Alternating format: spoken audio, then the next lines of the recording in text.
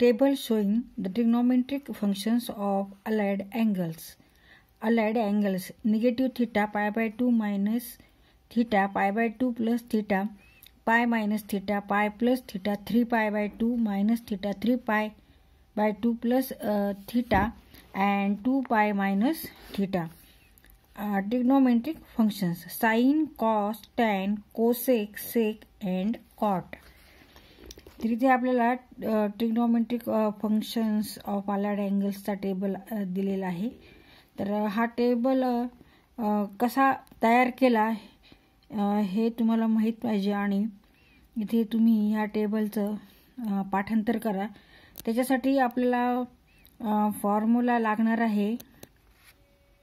तर इथे trigonometric ratios of allied angles हे जे फॉर्म्युले आहेत, if n is even integer, even म्हणजे समसंख्या, जर n ही समसंख्या असेल, n is even integer, even number, then use this formula.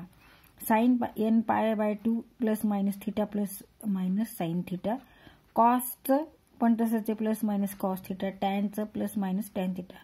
पण जेव्हा n ऑड असेल म्हणजे विषम संख्या असेल n, तर इथे n जर विषम संख्या असेल त्यावेळेस साइनचं कॉस होणार आहे आणि प्लस मायनस कॉसचं साइन, टॅनचं कॉट. आणि इथे ही जी प्लस मायनस साइन आहे प्रत्येक ठिकाणी ती कशावर अवलंबून आहे, तर तो अँगल कोणत्या क्वाड्रंटमध्ये आहे त्यावरून आपण ठरवायचं की ह्या फंक्शनची साइन पॉझिटिव्ह आहे का निगेटिव्ह आहे ते. आता इथे तुम्हाला हा टेबल पण पाठ करायचा, trigonometric ratios of special angles, नंतर trigonometric ratios of negative angles. इथे आपल्याला ट्रिग्नोमेट्रिक फंक्शनची साइन ही तो अँगल कोणत्या क्वाड्रंटमध्ये आहे ते बघून ठरवायची असते. तर आपल्याला बाय डेफिनेशन माहिती आहे साइन थिटा म्हणजे कोणताही अँगल हा इक्वल टू वाय कोऑर्डिनेट असं धरायचे आणि म्हणजे वाय ॲक्सिसवर पॉझिटिव्ह नंबर्स आहेत का निगेटिव्ह नंबर्स आहेत त्याप्रमाणे त्याची साइन होणार आहे.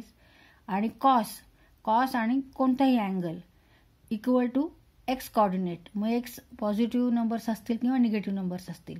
आता फर्स्ट क्वाड्रंटमध्ये दोन्ही पॉझिटिव्ह आहेत, एक्स ॲक्सिसवर पॉझिटिव्ह नंबर्स आहेत, वाय ॲक्सिसवर पॉझिटिव्ह नंबर आहे, त्यामुळे तिकडे सगळे ट्रिग्नोमेट्रिक फंक्शन्स काय होणार आहे, पॉझिटिव्ह होणार आहे.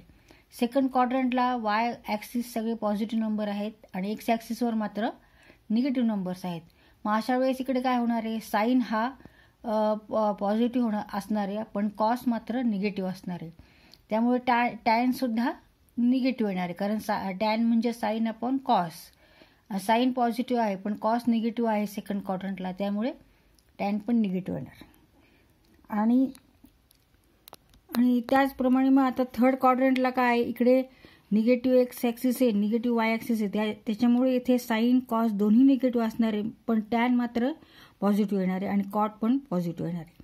फोर्थ क्वाड्रंटला इकडे पॉझिटिव्ह एक्स ॲक्सिस आहे आणि इकडे सगळे नंबर वायवर निगेटिव्ह आहेत आणि by definition sine means y coordinate.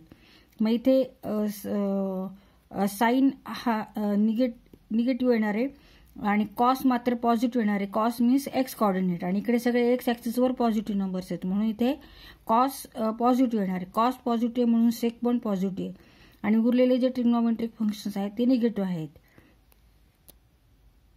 तर इथे हे फॉर्म्युले पण लक्षात ठेवा. यावरून आपल्याला साइनचं साइन केव्हा असणार आहे आणि त्याची साइन म्हणजे पॉझिटिव्ह का निगेटिव्ह हे क्वाड्रंटवर डिपेंडेंट आहे, तो अँगल कोणत्या क्वाड्रंटमध्ये आहे त्याच्यावर डिपेंडेंट आहे.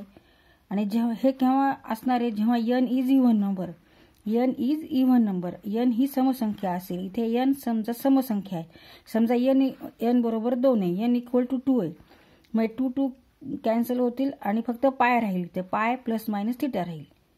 तर ह्याप्रमाणे तुम्हाला असा हा जो अलाइड अँगल्सचा टेबल आहे तो तुम्हाला तयार करता येईल. आणि जेव्हा n ऑड असेल तेव्हा साइनचं कॉस होणार, कॉसचं साइन, टॅनचं कॉट. तर असा टेबल तुम्ही तुमच्या वहीमध्ये लिहून काढा, तयार करा तो, आणि आपलं बरोबर आहे का नाही ते चेक करा. काही वेळेस टेबलमध्ये सुद्धा एखाद्या साइन चूक असते, ते सुद्धा लक्षात घ्या.